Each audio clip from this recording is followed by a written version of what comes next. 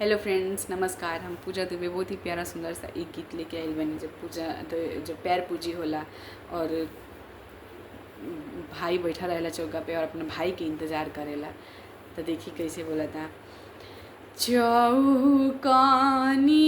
बैठिले छुटका बबुआ भैया भैया कहसु सब भैया हमारो आइले हमर बड़का भैया ना आइले।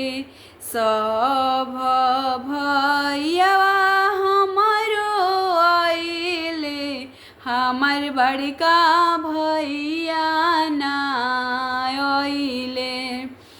कहेले बड़का भैया हम जाइबी बबुआ हमारो कसर। कहेले बड़का भैया हम जाइबी बबुआ हमारो कसर। कहेली बहुआरो दी हम ना जाइबी हमर मोती साड़ी धूमिला हुई। कहेली बहुआरो दी हम ना जाइबी हमर मोती साड़ी धूमिला हुई।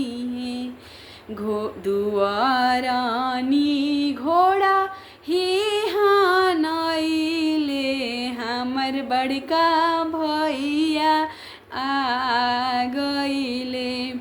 घोड़ावानी आवेले बड़का भैया डरियनी बहुआरो दे। पीछे लागल आवेला भतीजावा त चाचा घरवा जई बाड़े। पीछे लागल आवेला भतीजावा त चाचा के घरवा जग बाड़े।